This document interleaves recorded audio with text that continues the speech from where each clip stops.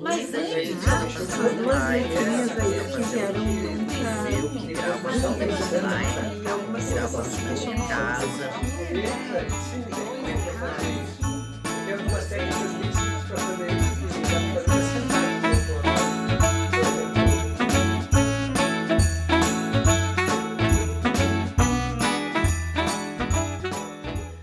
Olá, tudo bem? Como estão?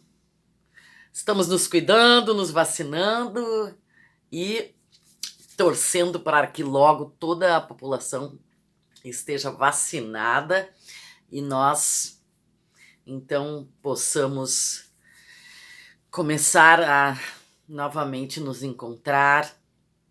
Porque eu sou a Adriane Azevedo, vocês sabem, aqui é o canal do Sim de Bancários no YouTube.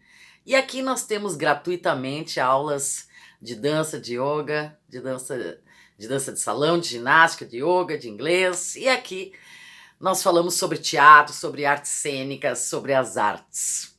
E hoje eu vou falar com vocês sobre uma dos segmentos que compõem as artes cênicas.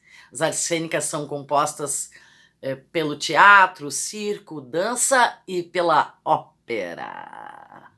La donne mobile, qual piumavento. Quem nunca ouviu esta frase da ópera Rigoletto de Verdi? Ou então, Fígaro, Fígaro, Fígaro. O Barbeiro de Sevilha, de Rossini. Rigoletto, Verdi, Rossini. Já dá para entender de onde a ópera vem, não é? Sim, a ópera tem sua origem na Itália e por isso a maioria dos seus expoentes, escritores, compositores são italianos. A ópera nada mais é do que um teatro cantado. Ela vem da palavra ópera, que significa obra em italiano, ou da palavra opus, em latim, que significa obras. Por que obras? Porque envolve a música e o teatro. A grande diferença é que a fala é cantada. Não que não existam falas, existe, mas a maioria da história é cantada. E quem escreve o texto, que não é texto, é libreto, é o libretista, em vez do dramaturgo. Então, em vez de texto, o libreto. E quem são os personagens principais? São os cantores. São os cantores que cantam a história que está sendo contada. Esses cantores são normalmente solistas, e os solistas normalmente cantam as áreas, enquanto que as outras músicas são muitas vezes cantadas em duetos, em trios ou pelo coro. Essa é a ópera. Porém, a semelhança com o teatro é que o resto da encenação é muito parecida. Nós temos figurino, nós temos cenário, igual como no teatro. A diferença é que os personagens, como eu disse, são interpretados por cantores. E esses cantores são definidos pelo seu timbre. O que é timbre? É diferente de tom, não é? Por exemplo, a nota Lá é um tom Lá. Então, se eu for tocar no piano Lá, ele tem um timbre. Se eu for tocar no violino Lá, ele tem outro timbre. É o mesmo Lá, é o mesmo tom, porém são timbres diferentes. E é por esses timbres que se diferenciam os cantores de ópera, podendo os cantores masculinos serem baixos, barítonos, tenores, as cantoras femininas contraltos, mezzo-sopranos e sopranos, e depois uma gama de mistura desses tons, baixo barítono, não é? Então, é pelo timbre que se define um cantor, que são os personagens principais dessa ópera. A ópera sempre, então, como é cantada, tem um conjunto de músicos que acompanha toda a encenação. Muitas vezes uma orquestra inteira. E nos teatros, os teatros ideais, aliás, para fazer ópera, são os teatros que têm o fosso da orquestra. Como aqui em Porto Alegre, o nosso Teatro São Pedro. Ele tem o fosso da orquestra. Então, quando não tem orquestra, o fosso sobe e faz parte do palco. Quando tem orquestra, o fosso desce e a orquestra fica ali embaixo. Para quê? Para que o maestro, regendo a orquestra, de costas para o público, fique de frente para toda a encenação. Ele rege os músicos, mas também presta atenção em toda a encenação que está sendo feita no palco. As óperas, muitas vezes, têm texto também, mas, como eu falei para vocês, a maioria do texto é cantado. Ela segue normalmente um certo esquema, a ópera.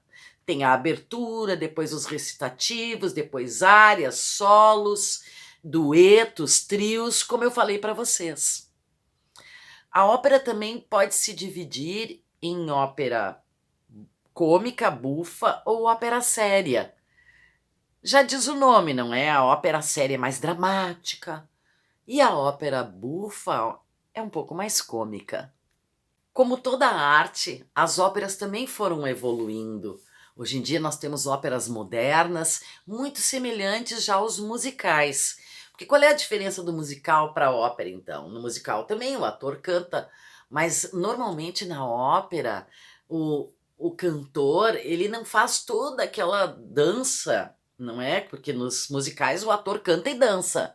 Na ópera, normalmente, o cantor, ele canta e faz as marcas, aquelas que eu expliquei para vocês, cênicas, mas normalmente ele não dança como nos musicais. Porém, hoje em dia, a ópera moderna já está modificando um pouco a sua forma de ser e ficando mais semelhante com os musicais. Por que eu estou falando aqui em ópera? Porque eu estou produzindo uma ópera chamada Operita Violoncelo. Estreia agora, dia 13 de julho, no Teatro São Pedro. Tem entrada franca, mediante a doação de 2 quilos de alimento. E ela é uma ópera moderna. Ela é composta por um compositor nosso, Arthur Barbosa, que é violinista da OSPA e regente da Orquestra Jovem, e muitas vezes rege a nossa OSPA também. Ele tem libreto, que é o texto, essa ópera, Operita Violoncelo, tem o libreto, que é o texto de Álvaro Santi.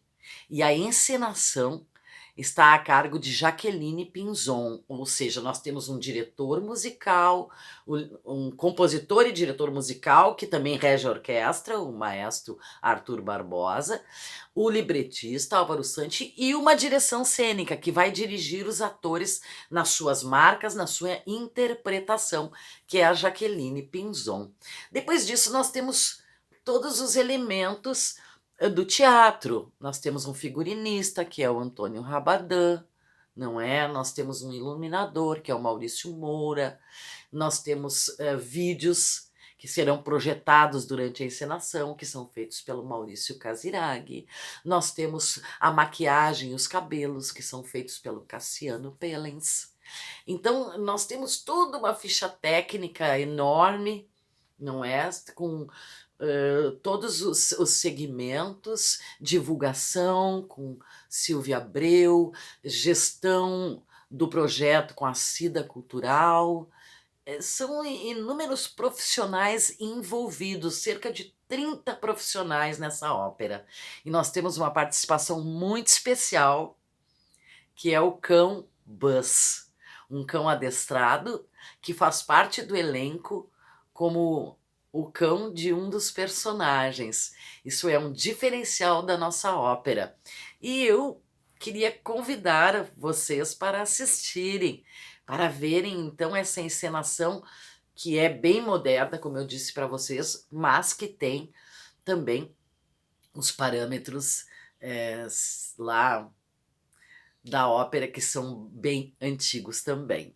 O diferencial da nossa ópera é que ela é executada por uma orquestra de violoncelos, pois o violoncelo é um dos personagens da ópera. A história da ópera é que Maria, uma grande solista, ela é mezzo-soprano, que é interpretado pela Angela Dill. Ela é apaixonada por seu violoncelo, que é corporificado pelo bailarino Raul Voges. Porém, ela conhece um outro cantor, Juan, que é feito pelo Daniel Germano, e aí está o triângulo da história. Não é que vai movimentar, então, esta história. Então, a orquestra é feita por 10 violoncelos e um percussionista, regidos pelo maestro Arthur Barbosa. Eu sou a produtora dessa ópera. O que faz o produtor? Eu tento tornar possível toda essa encenação. Então eu vou lá, discuto com o teatro, converso com o Teatro São Pedro, converso com o local do ensaio, converso com o pessoal que está fazendo a arte gráfica, o programa, os flyers, os banners, converso com todos esses profissionais que eu falei para vocês, para saber como está o andamento das questões de cenário, das questões de figurino, e também faço todos os trâmites legais que são precisos para que a pessoa possa se apresentar num palco como o Teatro São Pedro.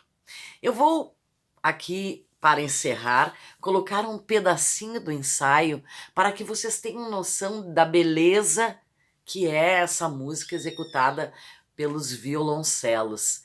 Terei um grande prazer em recebê-los no Teatro São Pedro e tenho certeza de que vocês irão gostar. Fiquem aí então com um pedacinho da Operita Violoncelo, que estará no Teatro São Pedro de 13 a 15 de julho, às 20 horas, sendo que no dia 14 nós temos uma sessão às 16 horas. Serão todos muito bem-vindos, um beijo para vocês, boa semana e fiquem com Operita Violoncelo.